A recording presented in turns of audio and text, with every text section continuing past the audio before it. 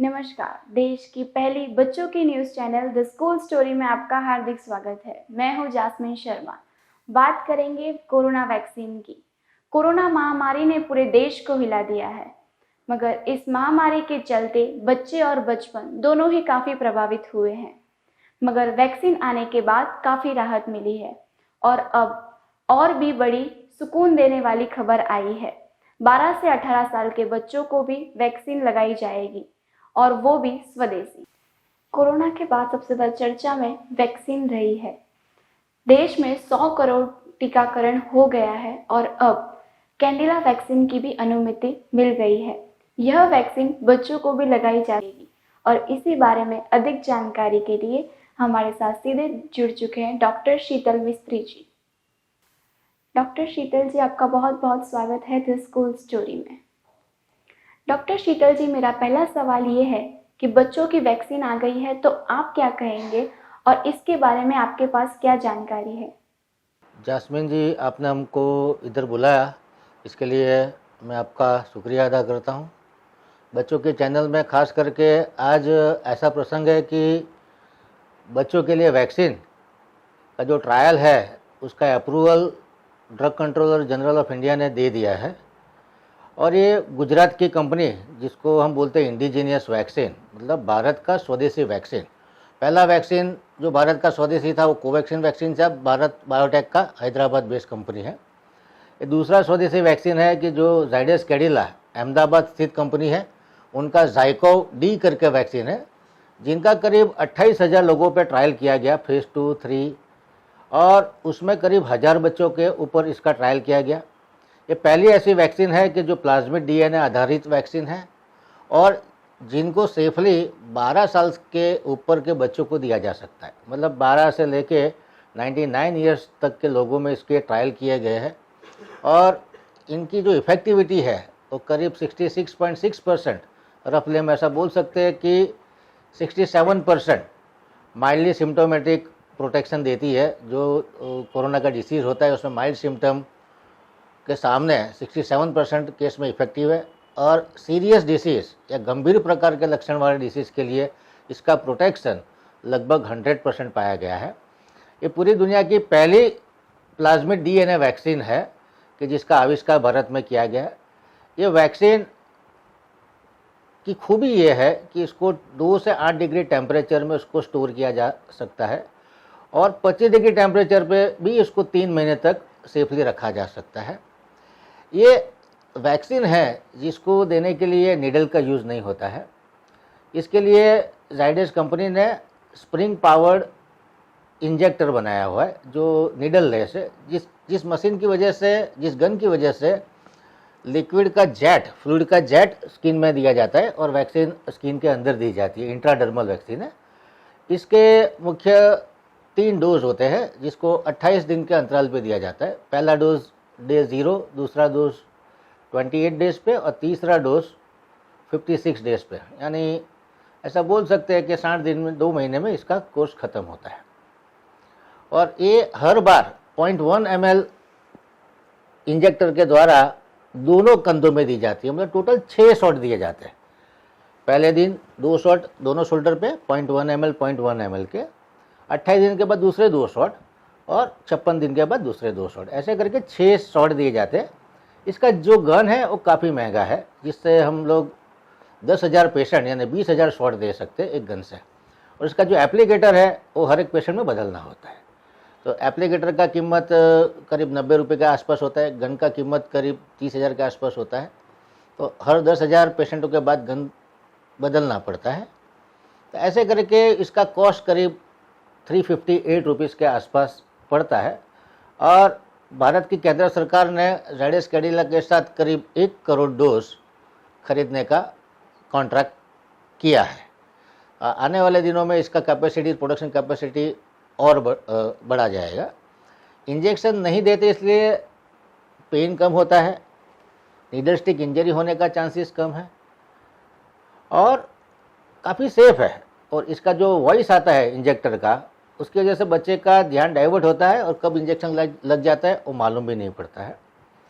सबसे खूबी वाली बात यह है कि ये प्लाज्मिड डीएनए वैक्सीन है। जब भी वायरस का म्यूटेशन होगा और उसका एंटीजेनिक प्रॉपर्टी चेंज होगा तो हम लोग वापस उस स्पाइक प्रोटीन को उसके साथ अटैच करके बहुत ही जल्दी नए म्यूटेटेड वायरस के खिलाफ भी ये वैक्सीन को तैयार कर सकते हैं। तो भारत के लिए एक उपलब्धि की बात है कि डीएनए प्लेटफॉर्म की पहली वैक्सीन भारत में आविष्कार की गई है। उसके फेज 2-3 ट्रायल भी खत्म हो गए और जल्दी ही मार्केट में आ जाएगी और बच्चों के लिए पहली वैक्सीन होगी।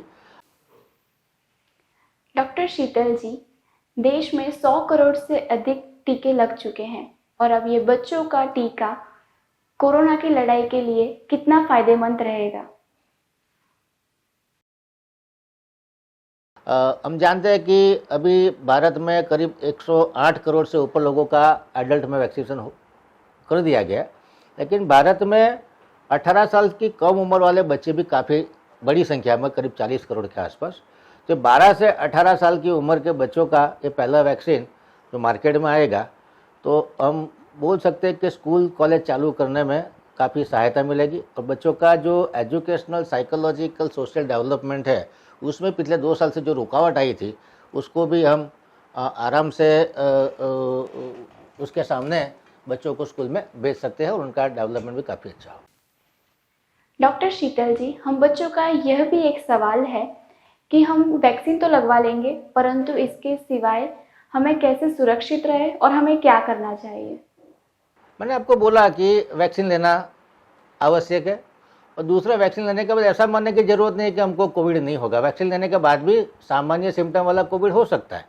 हाँ, एक बात की गारंटी है कि जिन लोगों ने वैक्सीन लिया उनके बहुत ही कम प्रतिशत के लोगों को ऑक्सीजन की या वेंटिलेटर की ज़रूरत पड़ेगी।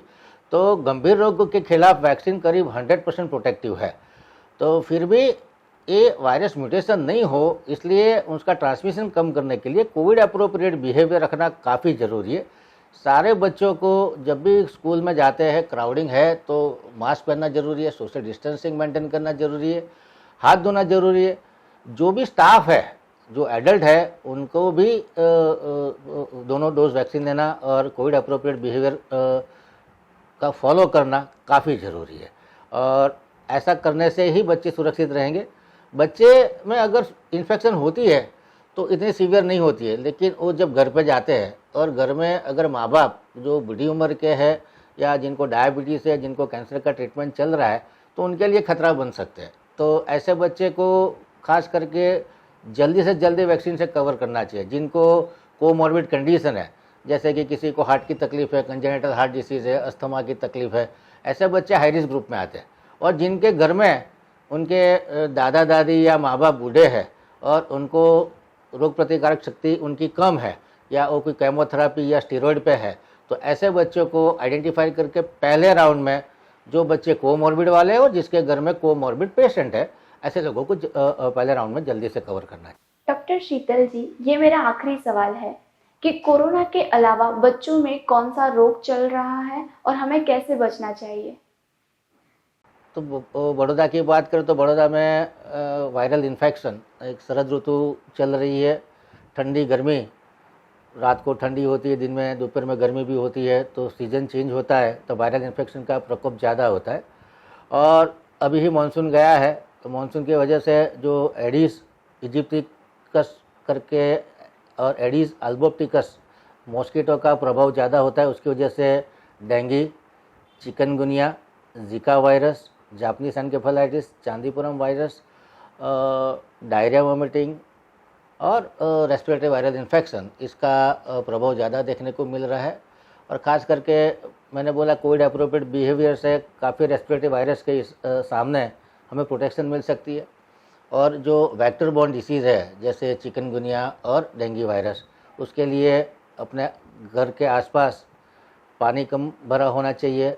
जो स्वच्छ पानी जिसमें इकट्ठा हो सकता है, जैसे टायर है, फूलदानी है, वो सभी को रेगुलर साफ़ करना चाहिए। फ्रिज का ट्रे है और घर में मॉस्किटो कंट्रोल हो उसके लिए जो केमिकल यूज़ करते हैं, हम ऑल आउट यूज़ कर सकते हैं, कॉइल यूज़ कर सकते हैं और स्किन पे लगाने के लिए ओडोमॉस जैसे ऑइंटमेंट, फुल स्लीव के कपड़े और घर में मच्छरदानी लगाने से भी मॉस्किटो पे कंट्रोल मिल सकता है। अगर मच्छर नहीं काटेंगे तो चिकनगुनिया और डेंगू होने की संभावना काफ़ी कम होती है। तो मॉस्किटो कंट्रोल के लिए तंत्र तो मेहनत करता है, लेकिन इसको एक जन आंदोलन के रूप में लेना पड़ेगा कि सभी बच्चों को घर के आसपास कोई ऐसी चीज़ पड़ी है कि जिसमें स्वच्छ पानी भरा रहता है 2-4 दिन के लिए, तो 4-5 दिन में मच्छर वहाँ अंडे रख के उसमें से प्यूपा और प्यूपा में से लार्वा में से मॉस्किटो बनते हैं और वही मॉस्किटो दिन के टाइम पे हमको काट के ये रोग फैला सकते हैं। और ख़ास करके जो टेम्परेचर ग्लोबल वार्मिंग हो रहा है, उसके जो अफ्रीकन कंट्रीज़ में जो डिसीज़ थे वो भी धीरे धीरे थोड़े नॉर्दर्न एरिया में, जैसे इंडिया में ज़्यादा प्रकोप देखने को मिल रहा है चिकनगुनिया और डेंगू का। तो मॉस्किटो का कंट्रोल करना और ख़ुद को मॉस्किटो से बचाना, ये दो मुख्य आधार स्तंभ रहेंगे। बहुत बहुत धन्यवाद शीतल जी हमारे साथ जुड़ने के लिए और हमें इतनी महत्वपूर्ण जानकारी देने के लिए। और ये थे डॉक्टर शीतल मिस्त्री, जिन्होंने हमें इतनी महत्वपूर्ण जानकारी दी और हमारे साथ जुड़े। आपको ये जानकारी कैसी लगी, ये हमें कमेंट कर ज़रूर बताएं। Thank you.